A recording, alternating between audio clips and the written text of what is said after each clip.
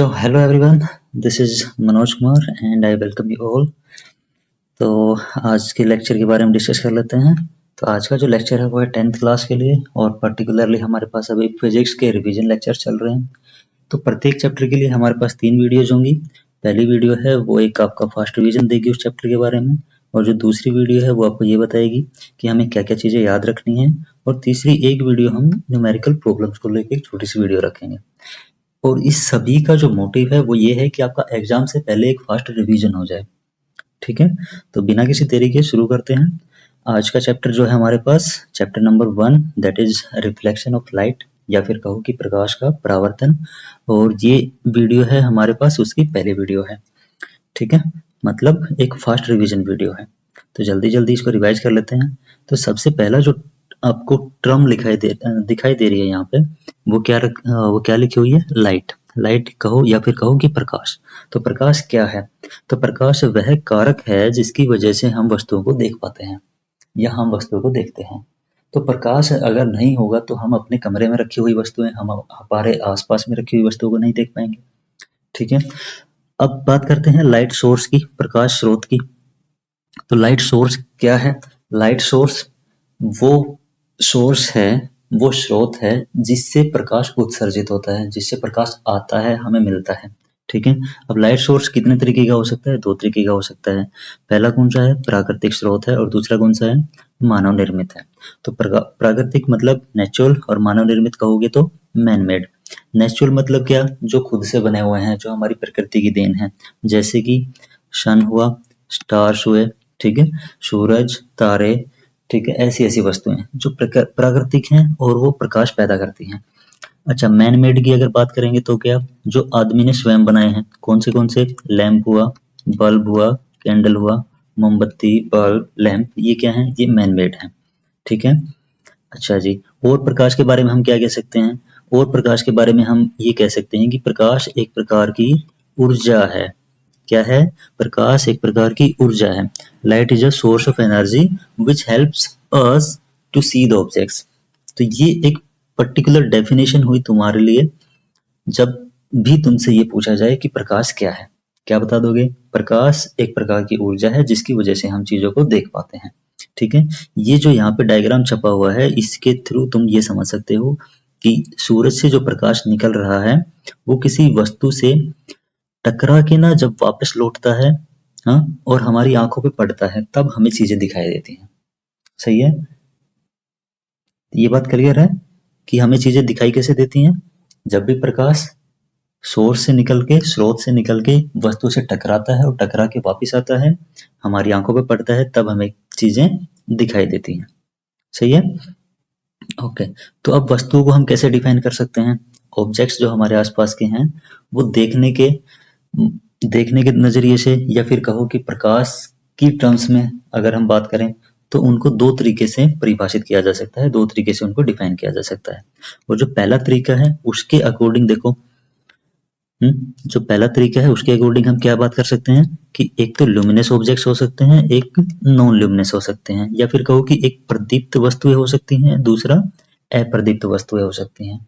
ठीक है, अब प्रदीप्त वस्तुएं कौन सी होंगी और अप्रदीप्त वस्तुएं कौन सी होंगी? प्रदीप्त वस्तुएं वे वस्तुएं जो प्रकाश उत्सर्जित करती हैं, जैसे कि सूरज हुआ, बल्ब हुआ, है ना। ठीक है, और अप्रदीप्त वस्तुएं कौन सी? नॉन ल्यूमिनस कौन सी होंगी? जो प्रकाश उत्सर्जित नहीं करती हैं, जैसे मून हुआ, किताब हुई, पेन हुआ, कॉपी है, मेरे आसपास में जितनी भी चीजें रखी हुई होंगी, है ना, जो प्रकाश उत्सर्जित नहीं करती हैं।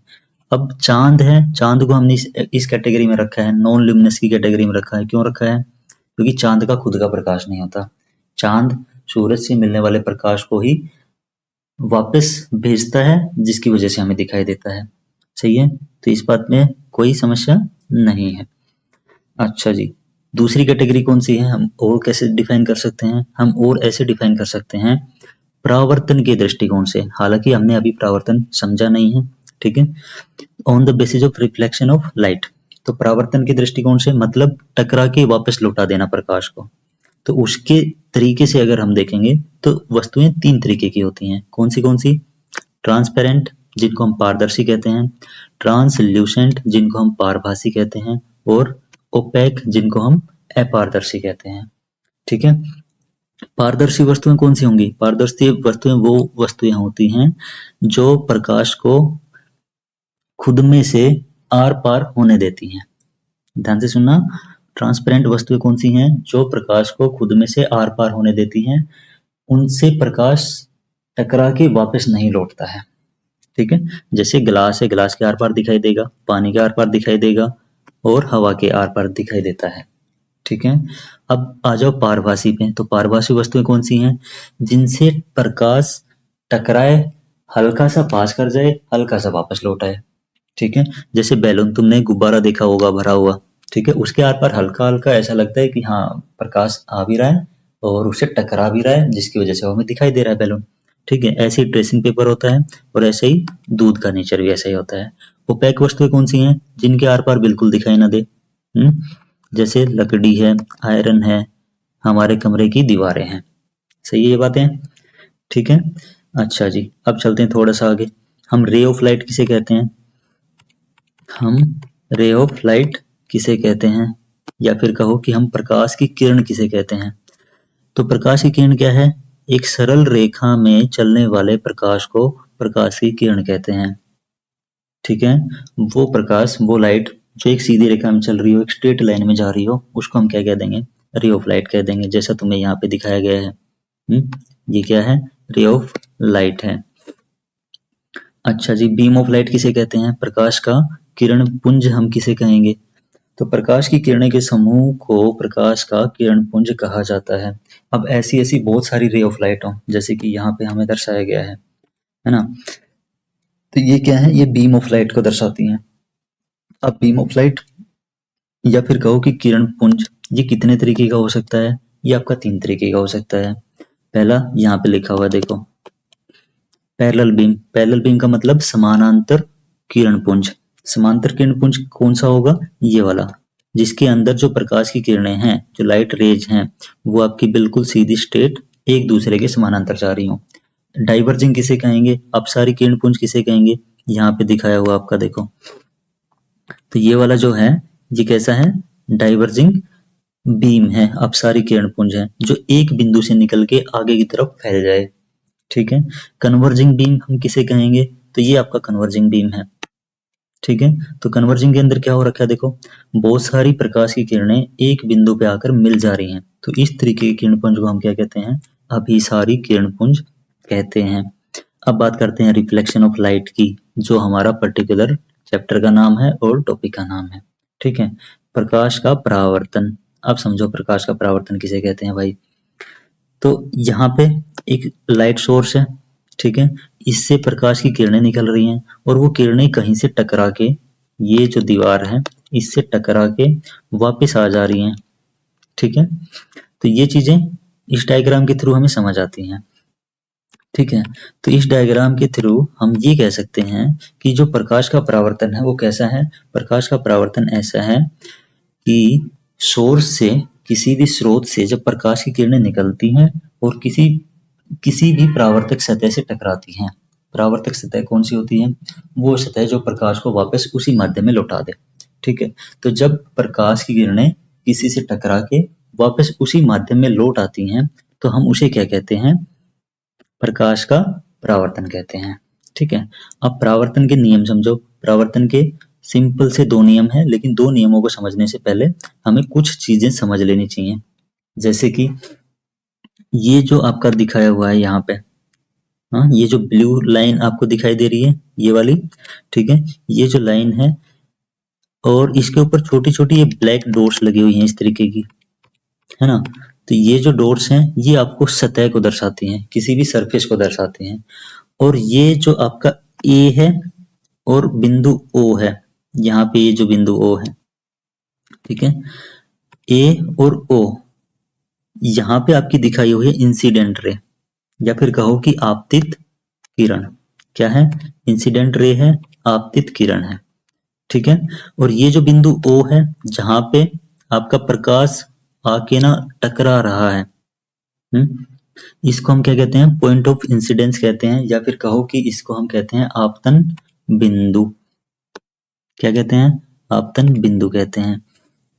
अच्छा जी, अब ये जो टकरा के लौट आएगा ओ से ना बी की तरफ, यहाँ जो ये चला जा रहा है ओ से बी की तरफ, इसको हम क्या कहते हैं, इसको हम कहते हैं परावर्तित किरण, या फिर कहो कि रिफ्लेक्टेड रे, ये वाली। ठीक है, इंसिडेंट रे कौन सी थी, ए ओ थी, आपतित किरण थी। पॉइंट ऑफ इंसिडेंस आपतन बिंदु कौन सा था, ओ बिंदु था। ठीक है, अच्छा अब तुम्हें एक नॉर्मल दिखाई दे रहा होगा ब्लैक कलर से, हाँ, ओ से लेके ना एन तक जो मिला हुआ है, ये वाला इस दिशा के अंदर। ठीक है, तो ये जो चीज है इसको हम क्या कहते हैं, इसको हम कहते हैं नॉर्मल, या फिर कहते हैं अभिलंब। क्या बोलते हैं भाई, अभिलंब कहते हैं। ठीक है, अच्छा दो चीजें और देखो इसके अंदर, और चीजें क्या क्या बनी हुई हैं। एक यहाँ पे एक एंगल बना हुआ है, एंगल आई, दिखाई दे रहा है ना, ये वाला एंगल आई बना हुआ है। तो इस एंगल आई को हम क्या कहते हैं, आपतन कोण कहते हैं। ठीक है, आपतन कोण कहते हैं। तो आपतन कोण अगर आपसे पूछ लिया जाए तो आप कैसे बताओगे, आपतित किरण द्वारा अभिलंब के साथ बनाया गया एंगल क्या होता है, आपतन कोण होता है, एंगल ऑफ इंसिडेंस होता है। ठीक है, सिमिलरली आप डिफाइन कर सकते हैं किसको, एंगल ऑफ रिफ्लेक्शन को। तो एंगल ऑफ रिफ्लेक्शन कैसा है, परावर्तित किरण द्वारा अभिलंब के साथ बनाया गया कोण आपका क्या कहलाएगा, एंगल ऑफ रिफ्लेक्शन कहलाएगा। ठीक है, एंगल ऑफ रिफ्लेक्शन कहलाएगा। मतलब क्या हुआ, मतलब भाई कि रिफ्लेक्टेड रे और नॉर्मल के बीच बनाया गया एंगल, रिफ्लेक्टेड रे मतलब परावर्तित किरण, नॉर्मल मतलब अभिलंब, उनके बीच में बनाया गया एंगल आपका क्या है, एंगल ऑफ रिफ्लेक्शन है। और इंसिडेंट रे और नॉर्मल के बीच बनाया हुआ एंगल क्या है, एंगल ऑफ इंसिडेंस है। ठीक है, ये सारी चीजें क्लियर हैं। हमें ये पॉइंट याद होने चाहिए सबको कि पॉइंट ऑफ इंसिडेंस आपतन बिंदु किसे कहते हैं, इंसिडेंट रे आपतित किरण कौन सी है, परावर्तित किरण कौन सी है, अभिलंब कौन सा है, एंगल ऑफ इंसिडेंस आपतन कोण कौन सा है, एंगल ऑफ रिफ्लेक्शन परावर्तित कोण कौन सा है। सही है, ठीक है। तो अब हमने कहा था कि हमारे पास परावर्तन के नियम हमें पढ़ने हैं, लॉज ऑफ रिफ्लेक्शन पढ़ने हैं। तो लॉज ऑफ रिफ्लेक्शन है कितने, दो हैं।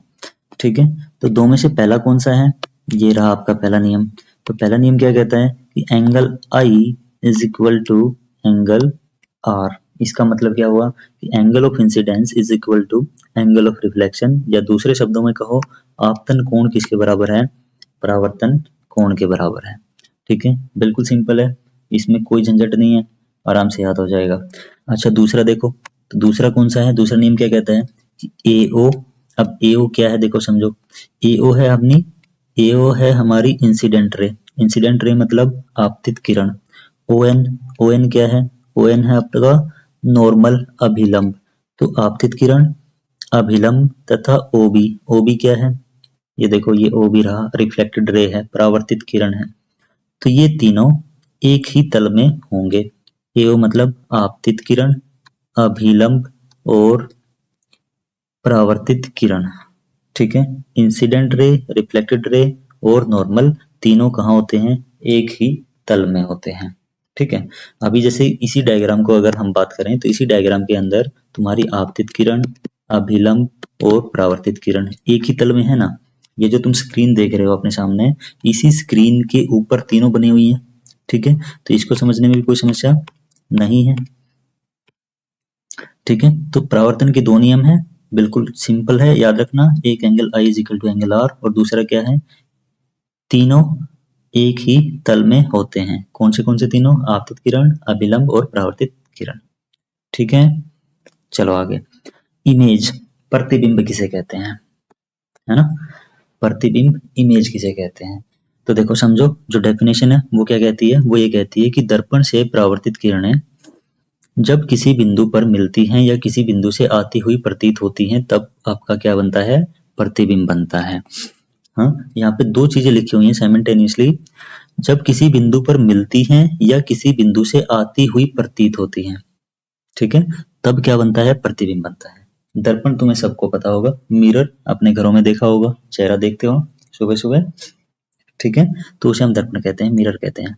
अब प्रतिबिंब कितने प्रकार का होता है, जैसे यहाँ पे दो बातें लिखी हुई थी, कि जब किसी बिंदु पर मिलती है ना, जब किसी बिंदु पर मिलती है या फिर आती हुई प्रतीत होती है। जब किसी बिंदु पर मिलती है या बिंदु से आती हुई प्रतीत होती है तब प्रतिबिंब बनता है। तो प्रतिबिंब दो तरीके से बन सकता है, तो दो तरीके से बन सकता है, तो प्रतिबिंब कितने प्रकार का हुआ, दो प्रकार का हुआ। ठीक है, अब दो प्रकार कौन से हैं हमें वो देखने हैं। ठीक है, तो सबसे पहला देखो रियल इमेज, और दूसरा कौन सा है, वर्चुअल इमेज। रियल मतलब वास्तविक और वर्चुअल मतलब आभासी। ठीक है, तो अब समझो इसको, क्या है रियल और क्या है आभासी, क्या वर्चुअल है और क्या रियल है। तुमने एक एक एग्जांपल मैंने यहाँ पे ड्रॉ किया हुआ है, इसको समझो पहले।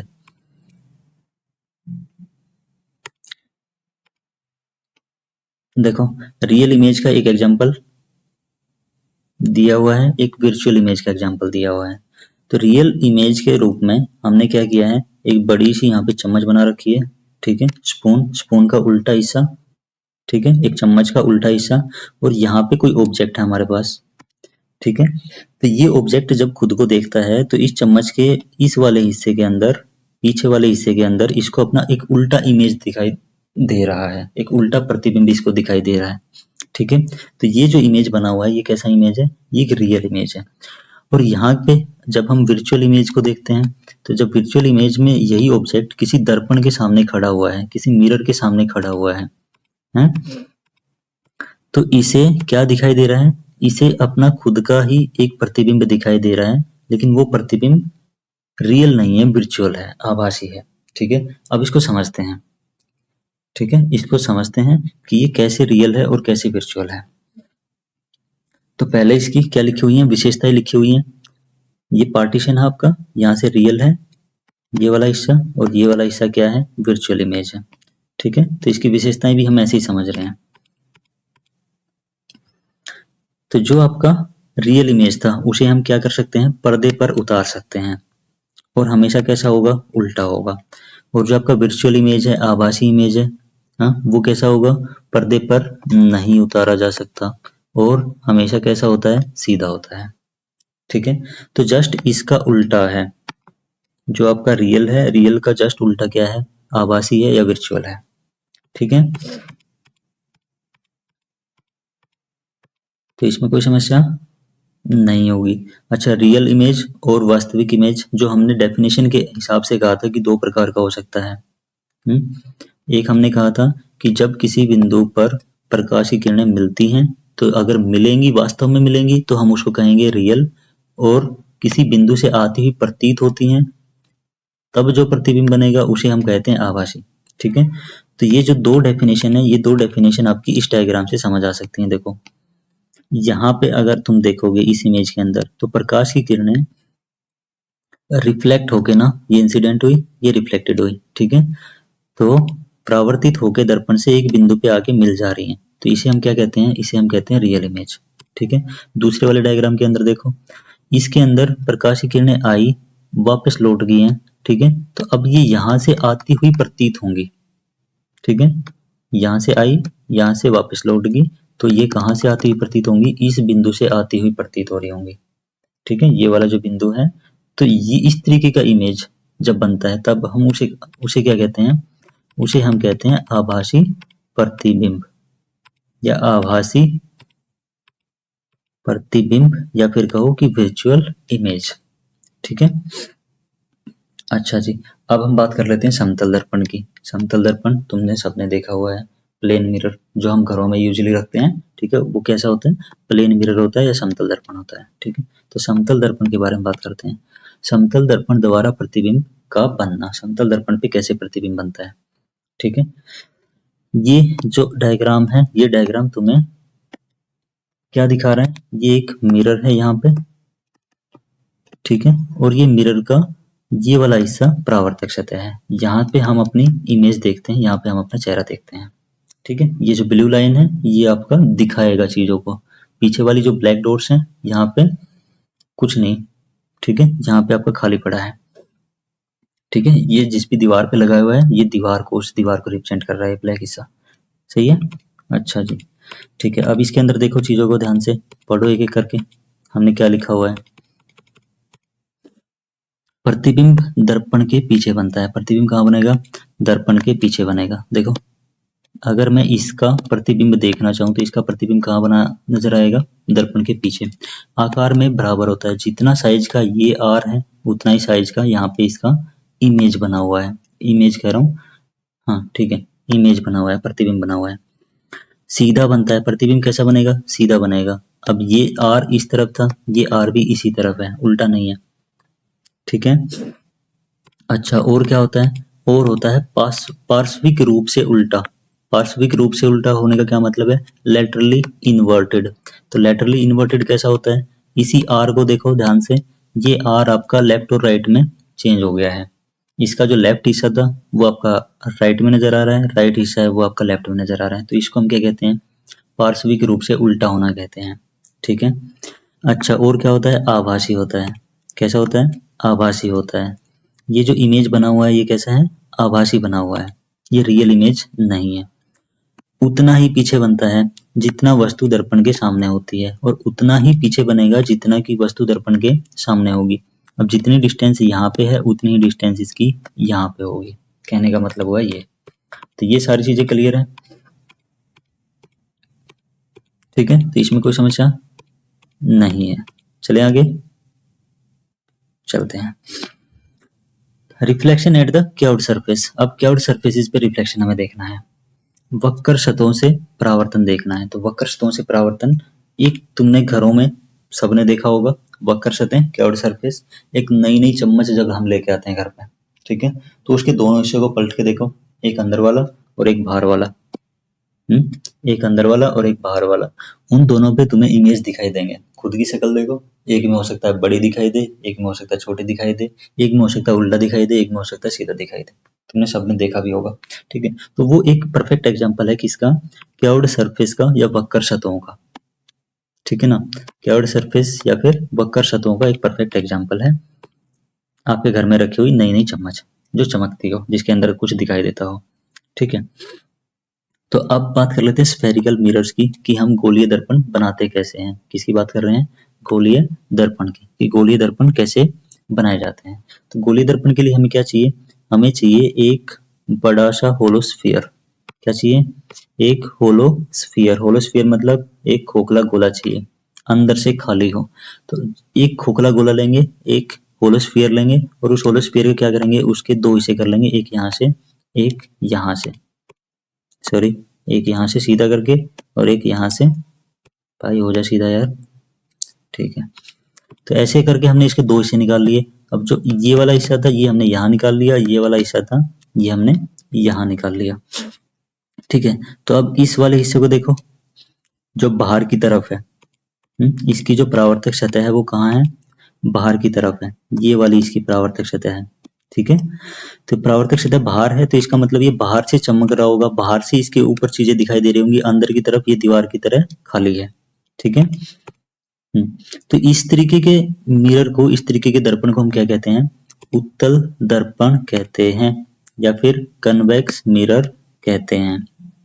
सही है बात, ठीक है। जो बाहर से चमकता हो, जो बाहर से दिखाई देता हो, उसको हम क्या कहते हैं? कन्वेक्स मिरर कहते हैं। और ये जो दूसरे वाला हिस्सा हमने निकाला था, अगर इसकी अंदर वाली सतह परावर्तक सतह है, क्या है? इसकी अंदर वाली सतह क्या है? परावर्तक सतह है। तो इसे हम क्या कहते हैं? इसे हम कहते हैं कनकेव मिरर। क्या बोलते हैं? कनकेव मिरर कहते हैं, या फिर अवतल दर्पण कहते हैं, ठीक है। तो ये दो तरीके के हमारे पास दर्पण होते हैं। चलिए अब इससे आगे इसके बारे में कुछ इंपॉर्टेंट टर्म्स पढ़ लेते हैं, कुछ महत्वपूर्ण पद पढ़ लेते हैं जो गोलीय दर्पण के लिए बने होते हैं। तो सबसे पहले क्या लिखा हुआ है? सबसे पहले लिखा हुआ है पोल, ठीक है, ध्रुव, जिसे हम हिंदी में क्या पढ़ते हैं? ध्रुव पढ़ते हैं। तो ध्रुव को हम किससे डिनोट करेंगे? पी से डिनोट करेंगे। किसे डिनोट करेंगे? पी से। तो गोलीय दर्पण का मध्य बिंदु जो होता है उसे हम क्या कहते हैं? ध्रुव कहते हैं, पोल कहते हैं। स्फेरिकल मिरर का जो मिड पॉइंट है उसे हम क्या कहेंगे? ध्रुव कहेंगे। अब ये जो इसके बगल में जो डायग्राम बना हुआ है इसके अंदर देखो कि पी कहाँ है, देखोगे ध्यान से तो P यहाँ पे है। ये गोलीय दर्पण है आपका, M से लेके N तक ये वाला गोलीय दर्पण है, और इसका जो मध्य बिंदु है ये वाला बिंदु, हाँ, जो यहाँ पे दिखाया हुआ है P पॉइंट, तो ये जो P पॉइंट है ये क्या है आपका, ये आपका ध्रुव है, पोल है। अच्छा जी, दूसरी हम बात करते हैं सेंटर ऑफ कर्वेचर की। सेंटर ऑफ कर्वेचर क्या है, वक्रता केंद्र। तो वक्रता केंद्र हम किसे कहते हैं, वक्रता केंद्र हम कहते हैं सी को। इसके अंदर सी ढूंढो कहाँ है, सी हमारा बिल्कुल सेंटर पे ये रहा, यहाँ पे है ना, सबको दिखाई दे रहा है। ये जो बड़ा गोला है, इस बड़े गोले का जो सेंटर है ये वाला, इसे हम क्या कहते हैं, वक्रता केंद्र कहते हैं। तो वक्रता केंद्र अगर आपसे पूछे तो उसको कैसे डिफाइन कर दोगे कि वक्रता केंद्र केंद्र है किसका, बड़े खोखले गोले का, और बड़े खोखले गोले को काटकर ही हमने क्या निकाला था, दर्पण निकाला था। सही है।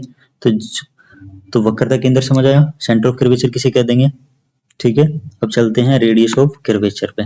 तो रेडियस ऑफ कर्वेचर क्या है, वक्रता त्रिज्या है। वक्रता त्रिज्या r से रिप्रेजेंटेड है, that is equal to P C. P और C को मिलाने वाली रेखा को हम क्या कहते हैं, रेडियस ऑफ कर्वेचर कहते हैं या वक्रता त्रिज्या कहते हैं।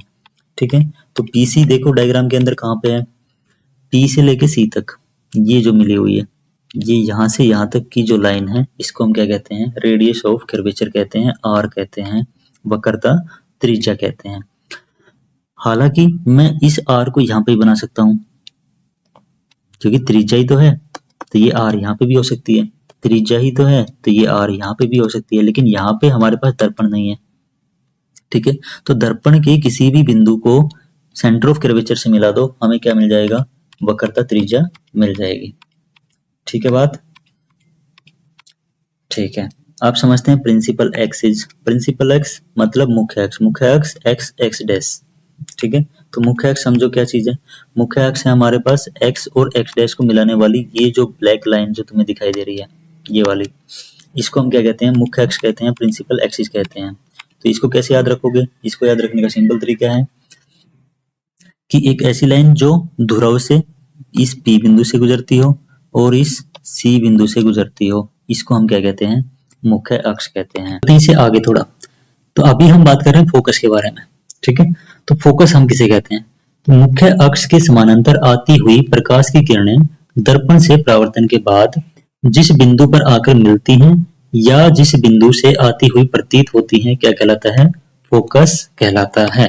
तो देखो यहाँ पे दो तरीके की बातें हमने कही कि या तो जिस बिंदु पर आकर मिलती हैं या फिर क्या, जिस बिंदु से आती हुई प्रतीत होती हैं। ठीक है, और किसके बारे में बात हो रही है, बात हो रही है कि मुख्य अक्ष के समानांतर आती हुई प्रकाश की किरणों के बारे में। ठीक है ना, तो अगर परावर्तन के बाद एक बिंदु पर आकर मिल जा रही हैं तो हम उसे कहते हैं क्या, अवतल दर्पण। ठीक है, नहीं यार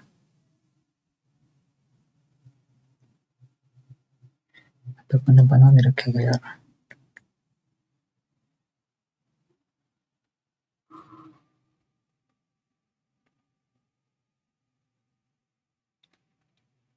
डायग्राम यहाँ बना हुआ है।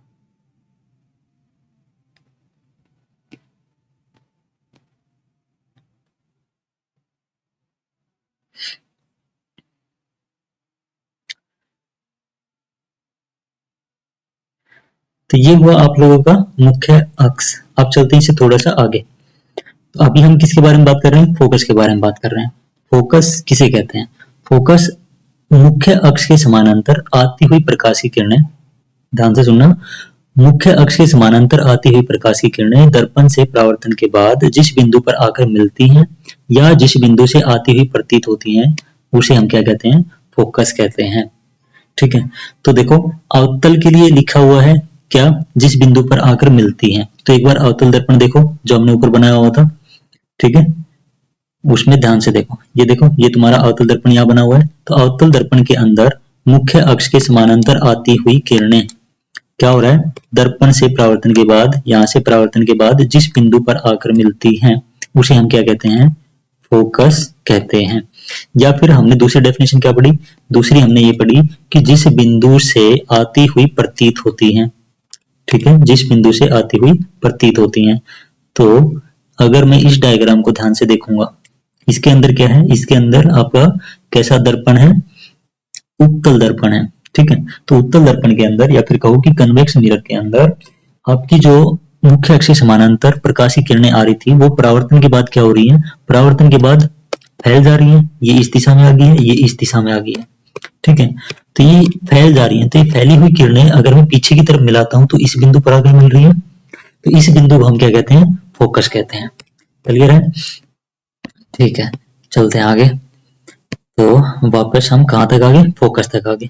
अब बात करते हैं फोकस लेंथ की, या फिर कहो कि फोकल लेंथ, फोकस दूरी। तो फोकस दूरी किसे कहेंगे भाई, फोकस दूरी को स्मॉल एफ से रिप्रेजेंट करेंगे, ठीक है।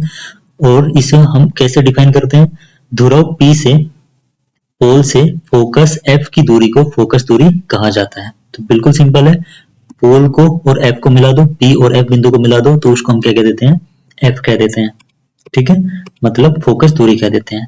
अब एक रिलेशन तुम्हें इनके बीच में याद रखनी है, किसके किसके बीच में, F के बीच में और R के बीच में। F क्या है, फोकस है, फोकस दूरी है, और R क्या है, वक्रता त्रिज्या है। तो वक्रता त्रिज्या R तथा फोकस दूरी में संबंध क्या है, ये आपको संबंध याद रखना है। ये संबंध क्या कहता है कि फोकस दूरी जो होती है वो R का आधा हिस्सा होती है, जो आपकी वक्रता त्रिज्या है उसका आधा क्या होता है, फोकस दूरी होती है, ठीक है। अच्छा, यहाँ पे क्या लिखा हुआ देखो, आपतन बिंदु ध्रुव से बहुत दूर नहीं होना चाहिए। अब ये रिलेशन कब वैलिड होती है, जब आपका आपतन बिंदु ध्रुव से बहुत दूर नहीं होता, तब के लिए, ठीक है। या फिर कहो कि बहुत ही छोटे दर्पण के लिए, ठीक है, ऐसा दर्पण नहीं होना चाहिए जो गोले का बहुत बड़ा हिस्सा हो, सही है। तो उसको हम ऐसे डिफाइन कर देते हैं कि आपतन बिंदु ध्रुव से बहुत दूर नहीं होना चाहिए। अच्छा जी, अब देखते हैं एक बहुत ही इंपॉर्टेंट टॉपिक जिसको हम कहते हैं किरण आरेख, या फिर कहो कि रे डायग्राम्स। हम कैसे बनाएंगे, तो रे डायग्राम भाई 3-4 चीजें हैं, उनको आप याद रख लो, उससे ज्यादा कुछ नहीं है, ठीक है। रे डायग्राम में कोई समस्या नहीं आएगी अगर आप इन चार चीजों को याद रख लोगे। तो सबसे पहली जो चीज है वो समझो क्या कहती है, incident ray parallel to the principal axis. मतलब क्या हुआ, आपतित किरण प्रिंसिपल एक्सिस के क्या हो, समानांतर हो, ठीक है। तो जो आपकी प्रकाश की आती हुई किरण है मुख्य अक्ष के समानांतर अगर होगी तो उसका बिहेवियर कैसा होगा, वो किस तरीके से पास करेगी आगे, ठीक है, वो हमें देखना है। तो मुख्य अक्ष के समानांतर आपतित किरण फोकस से होकर जाती है या जाने की कोशिश करती है। अब आपके दो केस हो सकते हैं, दोनों दर्पणों को लेके ना, एक आपका अवतल दर्पण, एक आपका उत्तल दर्पण। तो अवतल में तो क्या होगा, अवतल में ये होगा कि जो आपकी समानांतर आ रही थी वो फोकस से वापस पास कर जाएगी परावर्तन के बाद में, ठीक है। उत्तल में क्या होगा, उत्तल में होगा कि जो आपकी समानांतर किरण आ रही थी वो वापस लौट जाएगी उसी माध्यम के अंदर, ठीक है। तो वो लौटेगी किस डायरेक्शन में, वो इस डायरेक्शन में लौटेगी, अगर मैं उसको पीछे मिलाऊं तो वो एफ पर मिले, इतनी सी बात ध्यान रख लेनी है। तो इसका मतलब क्या हुआ, इसका मतलब कि वो एफ से जाने की कोशिश कर रही होती है लेकिन जा नहीं पाती, क्योंकि ये दर्पण है और दर्पण के पीछे जा नहीं सकती, ठीक है। तो ये बात बिल्कुल समझ आ गई है, सही है। तो एक पॉइंट आपको ये याद रखना है। अब दूसरा पॉइंट क्या कहता है समझो, इंसिडेंट रे टुवर्ड्स फोकस। हाँ, जो आपतित किरण है वो कहाँ आ रही हो, फोकस की तरफ आ रही हो। तो अगर कोई किरण फोकस की तरफ आ रही हो, फोकस की ओर आती किरण दर्पण से परावर्तन के बाद कहाँ जाएगी, मुख्य अक्ष से समानांतर निकलेगी भाई, ठीक है। सिंपल सी बात याद रखनी है कि कोई भी आपतित किरण परावर्तन के बाद मुख्य अक्ष के समानांतर निकलेगी अगर वो फोकस में से पास करने की कोशिश करें। तो जैसे कि ये अवतल दर्पण का केस हुआ, तो अवतल दर्पण के अंदर क्या हुआ देखो, ये जो किरण जो आप देख रहे हैं आपतित किरण, ये कहाँ जा रही है, फोकस में से पास करके गई, दर्पण पे टकराई और कहाँ निकल गई, मुख्य अक्ष के समानांतर निकल गई, सही है, ठीक है। अब दूसरा केस देखो, दूसरा केस किसका है, उत्तल दर्पण का। तो उत्तल दर्पण में क्या हुआ, ये आपकी किरण आ रही थी, आपतित किरण ये हुई आती हुई, ठीक है। तो ये दर्पण से यहाँ पे टकराई, यहाँ से टकराने के बाद में कहाँ निकल गई, मुख्य अक्ष के समानांतर निकल गई, ठीक है। और ये जहां जाने की कोशिश कहाँ कर रही थी, ये जाने की कोशिश कर रही थी फोकस की तरफ ही, ठीक है। फोकस तक जा नहीं पाई, क्यों, क्योंकि दर्पण के पीछे नहीं जा पा रही है, सही है। फोकस दर्पण के पीछे है, वहां ये जा नहीं सकती है, तो इसी को यहीं से लौट जाना पड़ेगा। और ये कहाँ लौटेगी, मुख्य अक्ष के पैरेलल, या फिर कहो कि प्रिंसिपल एक्सिस के पैरेलल समानांतर वापस लौट जाएगी, सही है। एक बिंदु ये याद रखना है। अच्छा, दूसरा तीसरा बिंदु क्या याद रखना है, इंसिडेंट रे टुवर्ड्स सेंटर ऑफ कर्वेचर। मतलब क्या हुआ कि आपतित किरण जो है वो कहाँ आ रही हो, वक्रता केंद्र की तरफ आ रही हो। तो अगर आपतित किरण वक्रता केंद्र की तरफ है तो वो कहां से वापस लौट जाएगी, सी से वापस लौट जाएगी, ठीक है। तो वक्रता केंद्र की ओर आती हुई प्रकाश की किरण दर्पण से परावर्तन के बाद वक्रता केंद्र से ही वापस जाती है या जाने की कोशिश करती है। जाती है, ये वाला जो केस है ये किसके लिए होगा, अब तक तो समझ गए होंगे, अवतल दर्पण के लिए। जाने की कोशिश किसमें करेगी, उत्तल दर्पण के लिए। ठीक है, इसको एक बार देख लो कैसे जाने की कोशिश करती है। ये आपका अवतल दर्पण हुआ, तो अवतल दर्पण में ये आपतित किरण हुई, सी से पास करने की कोशिश कर रही थी, सी से पास करके ना दर्पण तक पहुंची, दर्पण से परावर्तन के बाद वापस कहाँ जाएगी, वापस सी पे जाएगी। ठीक है, अब देखो उत्तल के केस में क्या हो रहा है, उत्तल दर्पण में क्या होगा, ये आपका उत्तल दर्पण रहा, ये कहाँ जाने की कोशिश कर रही थी, अगर ये सीधी सीधी जाती तो सी पे जाती। ठीक है, लेकिन सी से जा नहीं पा रही है, सी पे जा नहीं पा रही है क्योंकि सी क्या है, दर्पण के पीछे है, दर्पण के पीछे जाएगी नहीं, तो वापस लौटेगी परावर्तन करके, तो परावर्तन के बाद वापस कहाँ लौटेगी, वापस सी से ही लौटने की कोशिश करेगी। मतलब कि इसको अगर पीछे की तरफ मिलाऊंगा तो ये कहाँ मिलने की कोशिश करेगी, सी पे ही मिलने की कोशिश करेगी। तो ये आपका तीसरा बिंदु हुआ जो आपको याद रखना है। चौथा बिंदु क्या है, देखो इंसिडेंट रे टुवर्ड्स पोल, मतलब क्या, ध्रुव की तरफ आती हुई किरण। तो ध्रुव की ओर आती किरण कहाँ जाएगी, उसी कोण पर वापस लौट जाती है जिस पर आई थी। ये कहाँ से आ रहा है, ये आ रहा है आपका परावर्तन के नियम से। तो परावर्तन का नियम ये कहता है ना, जितना आपतन कोण होगा, जितना इंसिडेंट एंगल होगा, उतना ही क्या होगा, रिफ्लेक्टेड एंगल भी होगा। तो जितने कोण पर आई उसी कोण पर वापस लौटा दो, सिंपल है, समझो इसको। ये आपका अवतल दर्पण है, तो इस अवतल दर्पण के अंदर ये आपकी आपतित किरण हुई, तो ये आपतित किरण यहाँ आ रही थी। ठीक है, अब यहाँ के बाद में कहाँ लौटेगी हमें कैसे पता चलेगा, जितना इसने यहाँ पे एंगल बनाया अभिलंब के साथ में, ये आपतन बिंदु हुआ ना ये वाला। ठीक है, तो ये आपतन बिंदु पे मैंने ये क्या डाल दिया, नॉर्मल डाल दिया, तो इसको हम क्या कहते हैं, अभिलंब बोलते हैं। ठीक है, तो इस अभिलंब के साथ जितना कोण बनाया, ये आई कोण बना, तो उतना ही कोण तो रिफ्लेक्शन पे बनाएगी, उतना ही कोण कहाँ बनाएगी, परावर्तन पे। तो ये जो कोण बनाया ये कौन सा बना, आर बना। तो जितना कोण ऊपर बना उतना ही नीचे बनाओ और किरण को परावर्तित कर दो, सिंपल है।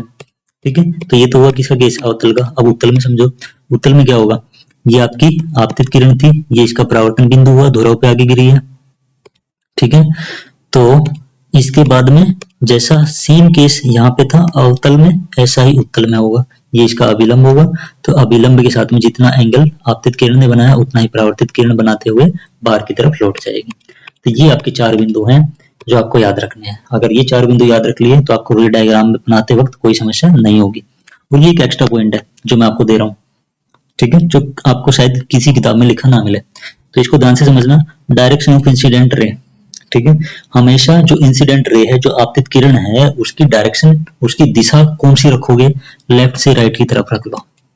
ठीक है, हमेशा लेफ्ट से राइट आने दो। ये अगर राइट है, ये अगर आपका लेफ्ट है, तो हमेशा जो आपतित किरण होगी वो कहां से कहां आनी चाहिए, लेफ्ट से राइट में आनी चाहिए। ठीक है, आपतित किरण अपनी सुविधा के लिए हम हमेशा लेफ्ट टू राइट, बाएं से दाएं बनाएंगे। सही है, एक ये बिंदु याद रख लो, ये बिंदु आपका हमेशा काम आएगा। ठीक है, तो ये पांच चीजें हैं जो आपको याद रखो, तो आपको डायग्राम बनाने में कोई समस्या नहीं होगी। अब आ जाओ भाई कनकेव मिरर पे, या फिर कहो कि अवतल दर्पण पे। तो अवतल दर्पण के बारे में सबसे पहले इसके उपयोग देख लेते हैं कि हम इसका उपयोग कहाँ करते हैं। ठीक है, अवतल दर्पण ये आपको समझ आता है ना कि अवतल दर्पण हम किसे कहते हैं। अवतल दर्पण आपका ऐसे दिखाई देता है, अंदर की तरफ होता है, अंदर की तरफ जो धसा हुआ दर्पण होता है उसको हम क्या कहते हैं, अवतल दर्पण कहते हैं। तो इसके यूज देखो कहाँ कहाँ यूज करते हैं। तो यूज आप सबसे पहले इसका सेविंग मिरर के रूप में करते हैं। ठीक है, सेविंग मिरर मतलब जब घरों में दाढ़ी बनाई जाती है, कोई पुरुष है वो दाढ़ी बनाता है, तो उसके लिए जो मिरर यूज होता है वो कैसा होता है, अवतल दर्पण होता है। ठीक है, और कहाँ हम यूज करते हैं, टॉर्च या हेडलाइट के अंदर, टॉर्च के अंदर या फिर हेडलाइट के अंदर। ठीक है, तो टॉर्च का जो अंदर का जो धसा हुआ हिस्सा होता है, मैंने कहा ना कि अवतल दर्पण कैसा होता है, अंदर की तरफ धसा हुआ होता है। तो टॉर्च के अंदर जो बल्ब के पीछे वाला जो धसा हुआ हिस्सा होता है वो कैसा होता है, वो अवतल दर्पण का होता है। ठीक है, और वो क्यों रखते हैं ऐसा, समांतर किरणपुंज प्राप्त करने के लिए।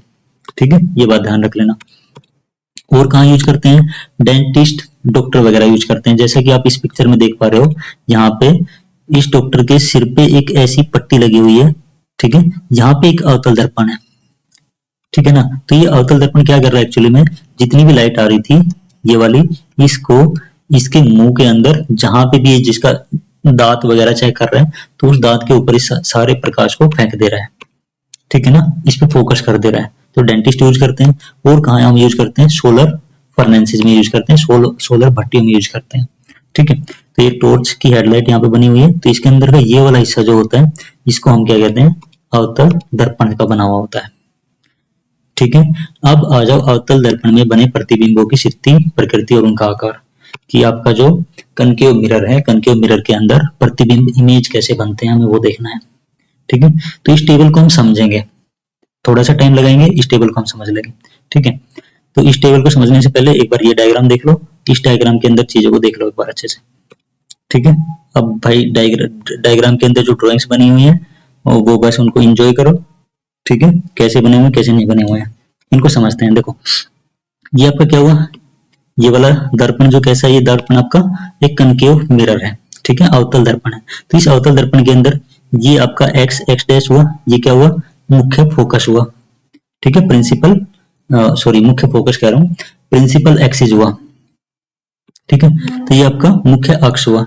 इस मुख्य अक्ष पे ये जो सी बिंदु है ये इसका वक्रता केंद्र हुआ, एफ बिंदु है ये इसका फोकस हुआ, ये इसका पी बिंदु है, धुरा हुआ है। ठीक है, ओके। अब यहाँ पे हम देख पा रहे हैं कि यहाँ पे मैंने इन्फिनिटी लिखा हुआ है, इन्फिनिटी मतलब अनंत। तो अनंत पे मतलब क्या हुआ कि अगर ये दर्पण है छोटा सा, तो जो सूरज होगा, जो सन होगा, वो इससे बहुत ही ज्यादा दूर पे रखा होगा कहीं पे। ठीक है, वहां से प्रकाश आता है।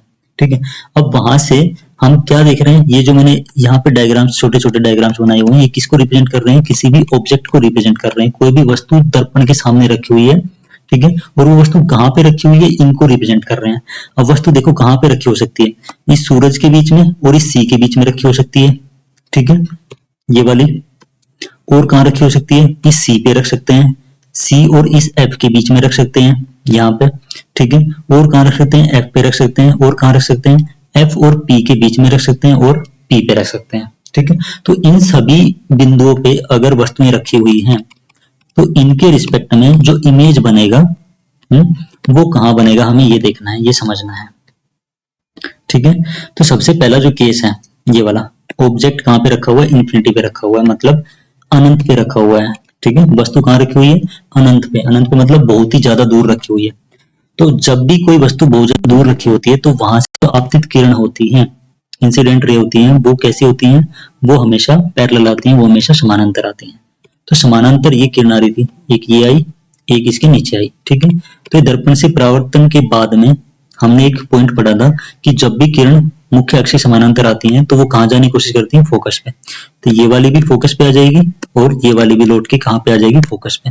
तो जिसका प्रतिबिंब बनेगा वो कहाँ बनेगा भाई, फोकस पे बनेगा, क्योंकि दो किरणें आपस में मिल गई हैं यहाँ पे, और जहां पे किरणें मिलती हैं वहां पे क्या बनता है, प्रतिबिंब बनता है। और जहां पे सच में मिलती है, वास्तव में मिलती है, वहां पे कैसा प्रतिबिंब बनता है, रियल बनता है, वास्तविक प्रतिबिंब बनता है। तो जब वस्तु इन्फिनिटी पे रखी होगी तो जो उसका प्रतिबिंब बनेगा वो कैसा बनेगा, देखो यहाँ पे दर्शाया हुआ है। अनंत पर जब वस्तु रखी हुई है, जब ऑब्जेक्ट कहाँ रखा हुआ है, अनंत पर, तब प्रतिबिंब की स्थिति कहाँ होगी, एफ पर होगी। प्रतिबिंब कैसा बनेगा, वास्तविक बनेगा। और सीधा या उल्टा बनेगा, कैसा बनेगा, उल्टा बनेगा। और कैसा बनेगा, छोटा बनेगा। ठीक है, सूरज का जब हम इमेज एक दर्पण की सहायता से, एक अवतल दर्पण की सहायता से निकालते हैं तो वो कैसा बनता है, बिल्कुल छोटा सा पॉइंट आता है। और ये चीज तुमने देखी होगी, करके देखा होगा, एक बिल्कुल छोटा सा फोकस बना देता है मिरर जब तुम उसके सामने सूरज के सामने रखते हो। ठीक है, अब दूसरा डायग्राम समझो। Object is between F and P, वस्तु कहाँ रखी हुई है, एफ और पी के बीच में रखी हुई है। तो एफ और पी के बीच में रखी हुई वस्तु है अगर है तो उसका इमेज देखो कैसे बनेगा। ये वस्तु ये जो तुम्हें दिखाई दे रही है, ये वस्तु एफ और इस पी के बीच में कहीं पे रखी हुई है। ठीक है, तो एक रे तो मैंने कहां से निकाली, इसके सिर से निकाली, ये गई सीधी सीधी समानांतर, समानांतर गई तो कहां जाएगी, फोकस पर जाएगी, ये हमें याद है। ठीक है, अच्छा जी, अब इमेज बनाने के लिए हमें क्या चाहिए, कम से कम दो किरणें चाहिए प्रकाश की। तो दूसरी किरण, प्रकाश की किरण मैंने कहाँ डाल दी, इस पी बिंदु पर डाल दी, ध्रुव पे, यहाँ पे। ठीक है, तो इस पे अगर डली हुई है तो हमारा एक नियम ये भी कहता था, एक पॉइंट हमारा ये भी कहता था कि जितना एंगल यहां बनाएगी उतना ही एंगल परावर्तन के टाइम बनाएगी। मतलब जितना आपतित कोण बनेगा उतना परावर्तित कोण बनेगा। तो हमें पता चल जाएगा कि परावर्तित कहाँ होगी। ठीक है ना, वही 4 पॉइंट है, 4 पॉइंट में से 2 पॉइंट हमने यहाँ पे लगा दिए हैं। जो समानांतर आ रही थी वो कहाँ गई, फोकस पे गई। और जो सीधी पोल पे गिरी, जितना एंगल बनाया तो उतना ही एंगल इसने नीचे बना दिया और ये परावर्तित हो गई है। तो ये जो दो किरणें परावर्तित हुई, क्या ये आगे जाके कहीं पे मिलेंगी? क्या इनकी कोई संभावना है आगे जाके मिलने की? नहीं मिलेंगी, क्योंकि ये फैल जा रही है आगे की तरफ। तो इसका मतलब अगर इनको मिलाना है तो कहाँ मिलाना पड़ेगा? पीछे की तरफ। तो मैंने डॉट डॉट करके इनको पीछे की तरफ मिला दिया है। तो इसका जो इमेज बनेगा वो कहाँ बनेगा? पीछे की तरफ बनेगा, ये जो तुम देख पा रहे हो यहाँ पे, ठीक है ना। अब ये इमेज कैसा है? क्या ये सच में प्रकाशीय किरणों के मिलने से बना हुआ है? नहीं, मतलब प्रकाशीय किरणें तो यहाँ निकल गई ना बाहर की तरफ, तो इसका मतलब ये इमेज जो बनेगा ये वास्तव में नहीं बन रहा, ये सिर्फ आभासी इमेज बना। तो ये इमेज कैसा हुआ? वर्चुअल इमेज हुआ, एक रियल इमेज नहीं है, वास्तविक इमेज नहीं है। एक ऐसा इमेज है, आभासी इमेज है। कहाँ बन रहा है? दर्पण के पीछे बन रहा है ना। कहाँ बन रहा है? दर्पण के पीछे बन रहा है। और कैसा बन रहा है? बड़ा बन रहा है। ये छोटा सा है, ये बड़ा है, तो इसका मतलब क्या हुआ कि वस्तु के आकार से बड़ा बन रहा है। अब इसकी सिचुएशन देख लो, एफ और पी के बीच में था। अब इसको समझ लो टेबल से, ये रहा दोहराओ, पी तथा एफ के बीच में था। तो प्रतिबिंब कहाँ बना था? दर्पण के पीछे बना था। कैसा बना था? आभासी बना था। सीधा था या उल्टा था? सीधा था और बड़ा था। तो ये सारे चारों पांचों क्लियर है पॉइंट, ठीक है। ठीक है, अब ये जो बीच वाले पॉइंट बचे हुए हैं, ये डायग्राम तुम खुद से बना सकते हो, ठीक है। मैंने तुम्हें दो डायग्राम समझा दिए हैं, कैसे बनाते हैं कैसे नहीं बनाते हैं। 4 पॉइंट याद रखने हैं, ठीक है। उन्हीं 4 को अप्लाई कर दो, बन जाएगा। टेबल बहुत बड़ी दिखाई दे रही है, कुछ भी नहीं है अगर तुम्हें चारों 5 पॉइंट याद हैं तो। सही है, ठीक है। अब ये मैंने छोड़ा हुआ है सिर्फ तुम्हें बना के दिखाने के लिए, तो इसको बना के देखते हैं। देखो कैसे बनाएंगे। अब यहाँ पे जो वस्तु है वो कहाँ रखी हुई है मैंने? Object is between infinity and C. Infinity और सी के बीच में, मतलब क्या? इसके बीच में और इसके बीच में कहीं पे भी इमेज और कहीं पे भी ऑब्जेक्ट रखा हुआ है, ये वाला ऑब्जेक्ट रखा हुआ है, ठीक है। तो इस ऑब्जेक्ट को अगर मैं यहाँ पे रखता हूँ, इंफिनिटी यहाँ कहीं होगा और सी ये रहा हमारा, तो इसके बीच में कोई ऑब्जेक्ट यहाँ पे रख लेते हैं, ठीक है। अब यहाँ से हमें क्या बनाना है? इमेज बनाना। तो इमेज बनाने के लिए 2 प्रकार की किरणें चाहिए। तो एक तो मैं कहाँ से ले लेता हूँ? एक तो मैं ले लेता हूँ सीधी पैरेलल, मतलब मुख्य अक्ष के समानांतर आ रही थी। तो मुख्य अक्ष के समानांतर आएगी तो कहां से जाएगी? सी से पास कर जाएगी।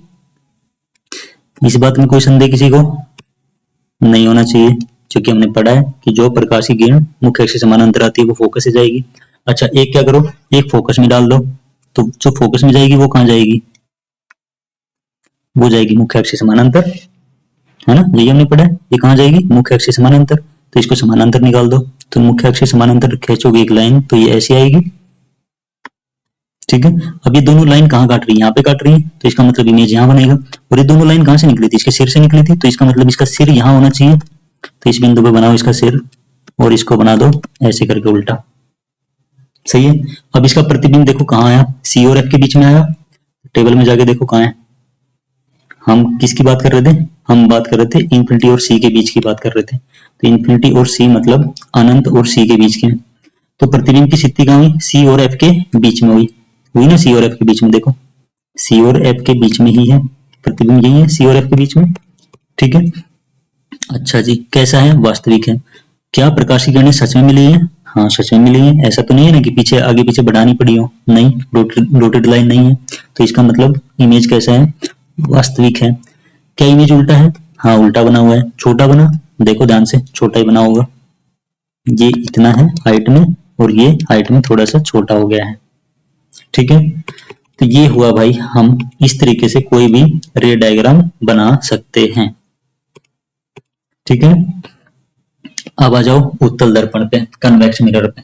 तो कन्वेक्स मिरर कैसा होता है पता है? बाहर की तरफ उभरा हुआ होता है, इस बात में कोई संदेह नहीं है, ठीक है। अब इसके यूज देख लो, क्या यूज होते हैं। हम इसका यूज करते हैं रियर व्यू मिरर में या फिर साइड व्यू मिरर में। गाड़ी तुमने सबने देखी होगी, और गाड़ी के अंदर 2 तरीके के मिरर होते हैं, एक रियर व्यू मिरर होता है, एक साइड व्यू मिरर होता है। जो साइड व्यू मिरर होता है वो आपका लगा रहता है, जो ड्राइवर होता है उसके खिड़की के जस्ट बगल में पीछे की चीजों को देखने के लिए, ठीक है। जैसे ये मिरर यहाँ पे दिखा हुआ है, ठीक है ना। तो ये क्या है? साइड व्यू मिरर है। और इस मिरर के अंदर जो फोटो देख पा रहे हो ये मेरी है, ठीक है। अच्छा जी, और रियर व्यू मिरर कौन सा होता है? रियर व्यू मिरर लगा होता है गाड़ी के बिल्कुल सेंटर में, कार के पीछे के देखने के लिए। बिल्कुल पीछे के जो चीजें दिखाई देती हैं कार के अंदर, बिल्कुल सेंटर में लगा होता है मिरर है, तो उसको हम रियर व्यू मिरर कहते हैं। तो वो मिरर भी कैसा होता है, उत्तल दर्पण होता है, कन्वेक्स मिरर होता है।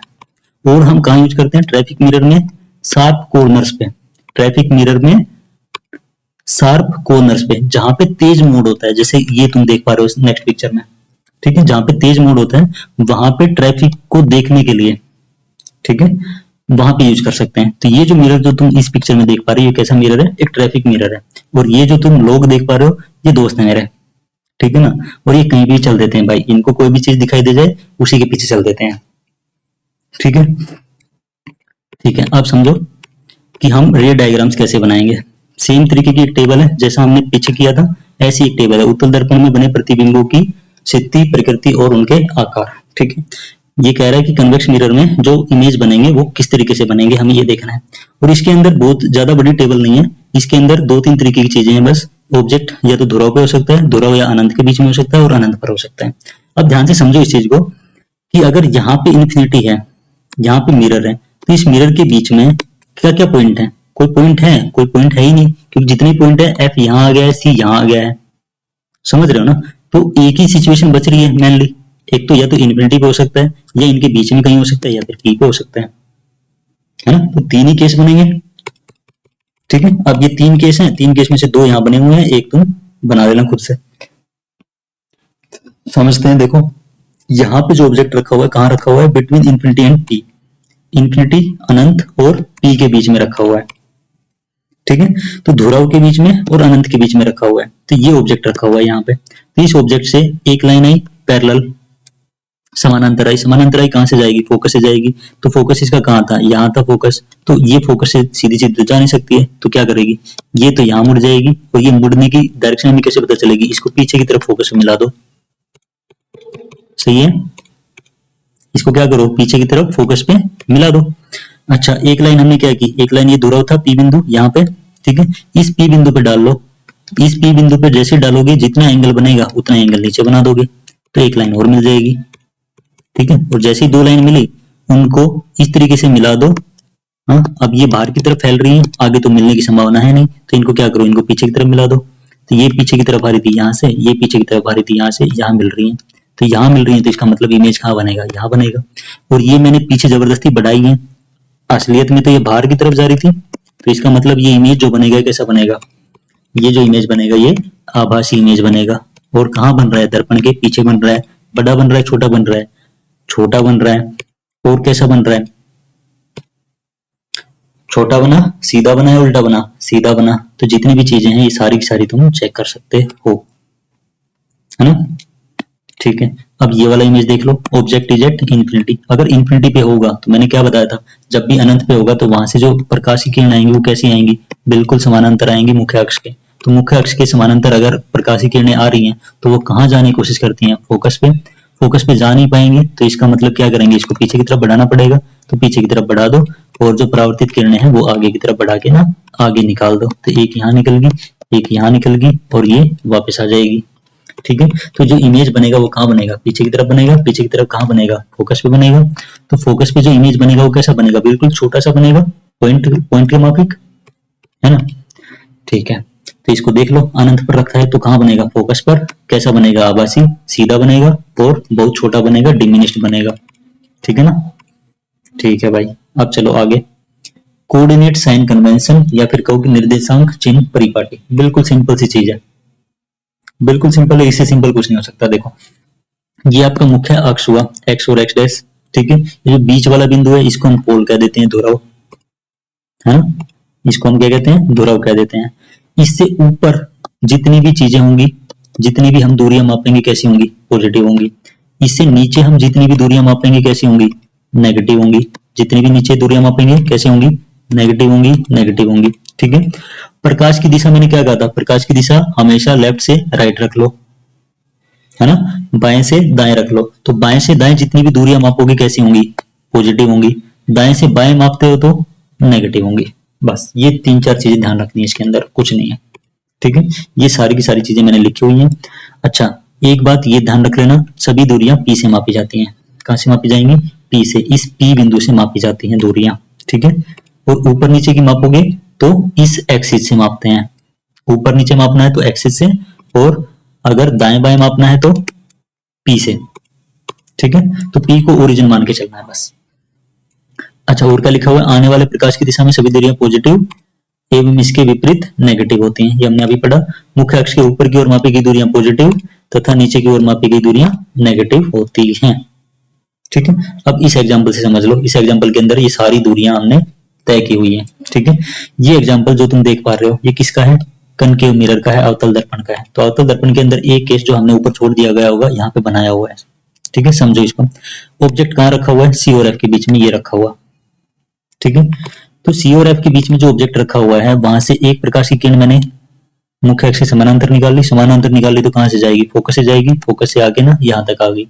एक मैंने क्या किया, एक फोकस से निकाल दी, फोकस से निकली है तो कहां जाएगी, मुख्य अक्ष के समानांतर जाएगी। इन दोनों लाइनों को मिला दो, ये दोनों लाइनें यहाँ मिल रही हैं, ठीक है। यहाँ मिली तो ये कहां से निकली थी, ए बिंदु से निकली थी, तो ए से निकली है तो जो इमेज आएगा उसको मैंने ए डैश कह दिया, ठीक है।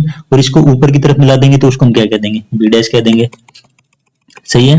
तो जो इमेज बना वो कहां बना, देखो ध्यान से, इमेज बना हमारा सी के और इन्फिनिटी के बीच में। अगर ऑब्जेक्ट कहां रखा हुआ था, ऑब्जेक्ट रखा हुआ था हमारा सी और एफ के बीच में, तो इमेज जो बना, प्रतिबिंब जो बना वो कहां बना, इन्फिनिटी और सी के बीच में बना, ठीक है। ये बात तुम ऊपर जाके ना जस्टिफाई कर सकते हो। देखो अवतल दर्पण वाली टेबल देखो कहां है, ये रही, ठीक है। इमेज कहां रखा हुआ था, एफ तथा सी के बीच में रखा हुआ था, तो प्रतिबिंब कहां बना, सी और अनंत के बीच में बना। वास्तविक बना, रियल वर्चुअल बना, रियल बना, ठीक है, वास्तविक बना। कैसा बना, सीधा उल्टा, उल्टा बना और बड़ा बना। तो ये सारी चीजें यहाँ से क्लियर होती हैं, ठीक है। तो रे डायग्राम बनाना बहुत सिंपल काम है भाई। आ जाओ वापस वहीं पे, कहाँ थे, यहाँ थे। अब देखो हम क्या कर रहे थे, हम दूरियां माप रहे थे। तो सबसे पहले तो एफ देखो, एफ क्या होती है, एफ होती है फोकस दूरी। फोकस दूरी कहां से होती है, पी को लेके ना एफ को मिला देते हैं, पी और एफ के बीच की दूरी क्या होती है, फोकस दूरी होती है।